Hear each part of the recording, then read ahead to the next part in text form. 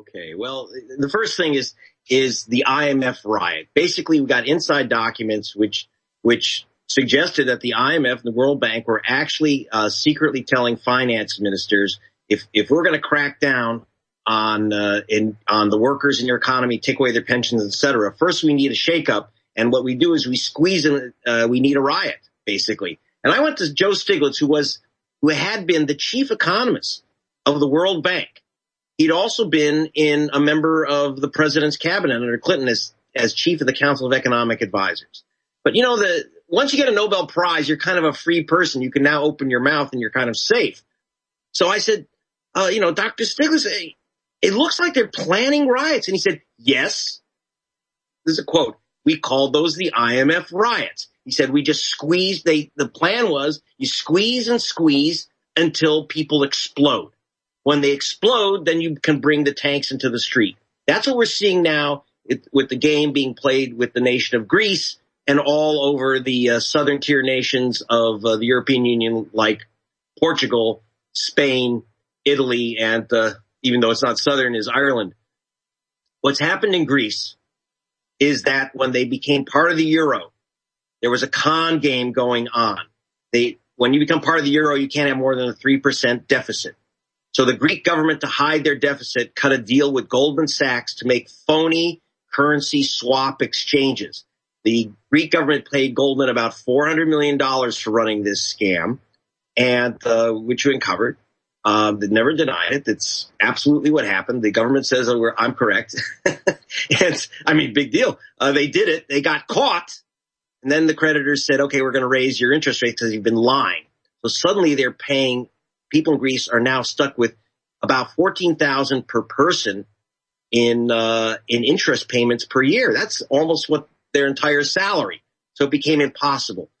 They're now down to more than 25% unemployment, which is a bit higher than what we had in America in the Great Depression.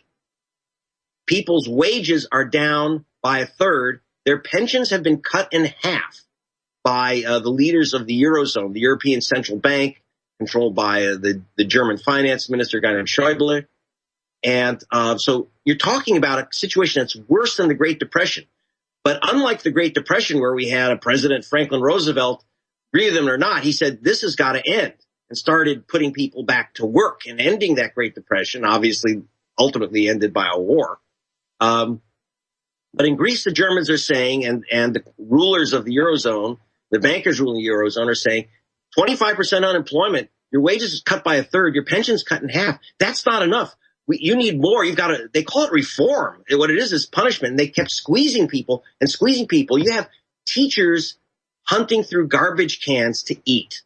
And people dumping their children off at the hospitals. And right. I mean, I go back to the founding of the EU. I've seen the different documents and statements. They founded it as a way to economically take over countries. And so just like with IMF and World Bank money to the third world, they say, here's the loan agreement, the things you have to do, and it's go into debt. It's buy your products from the very globalists that just loans you the fiat money, and then basically the leaders walk off with a payoff and then hand the country over to them, and then all the globalists fly in and they've depressed your economy and buy it up, correct?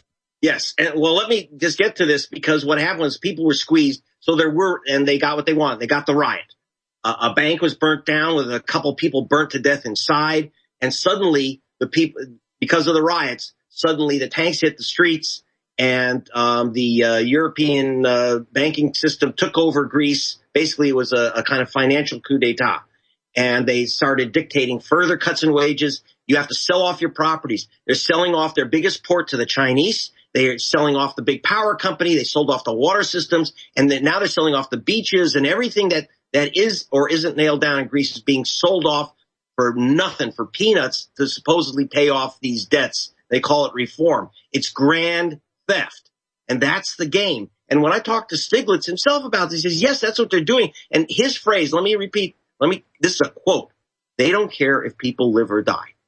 They don't care if people live or die. That's a quote from the guy who was the chief economist of the game. Okay. But now he's free because he's got his Nobel Prize and he feels he could speak out. I have to tell you that when I quoted him and put his stuff on television, he was at first upset because he was worried, as he was hoping maybe he'd be brought back into the mainstream as, but no way. And, he had been fired by the globalists as chief economist of the World Bank because he hadn't he had raised internal objections to some of this disastrous activities, literally generating riots so you can take over a nation's finances and take away all their capital, all their products. And the ultimate thing they're trying to take from Greece, too, is Greece has a lot of offshore natural gas. And that was one of the things that they insisted on seizing, which is why it's also goes into Cypriot territory, why they bankrupted Cyprus. They want that gas, too. And how do you get it cheap instead of having to pay full price? Well, you seize the nation, and the gas comes along with it. So you did have these riots, and now this year, finally, after the nation of Greece had everything sucked, the nation was sucked dry, the people stood up last week and voted for a new party, a revolutionary party, supposedly, called Syriza, headed by a guy named Alexis Tsipras. And I had an article about the election that was put on the front page of the big Sunday paper in Greece. Because I said, it's very nice that you have a guy who's standing up to the Germans and the big bankers.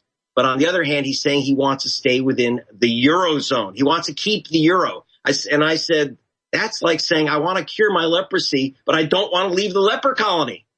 That's the problem. The euro was an instrument of destruction. And I know that because the guy that invented the euro is another economist named Robert Mundell in Columbia University of New York. And he told me, point blank, that the purpose of the euro was to destroy the powers of governments, of working people, of labor unions, cut pensions, cut rules. He was like the big advisor to Reagan and Thatcher on cutting the power of working people in the economy. He told me that point blank. I have him quoted. I have it on tape. But the entire purpose of the euro is to take away control of an economy from the public, from the parliaments and congresses. And it would only be economies, your budgets, your exchange rates, the money supply, all these things, every detail of your economy and your government would be taken out of the hands of the electorates of these nations.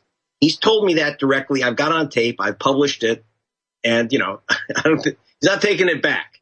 But that's how the euro came about. And so with Greece and the euro, they didn't stand a chance. In fact, the German finance minister after the election said, and this is a quote worth remembering, a good quote worth remembering. The German finance minister said, elections don't mean anything. And believe me, that applies not just to Greece, but to the United States, to England, to Italy, to Spain. Elections don't mean anything. That's the key. Once in a while they get arrogant and they tell you what they really mean.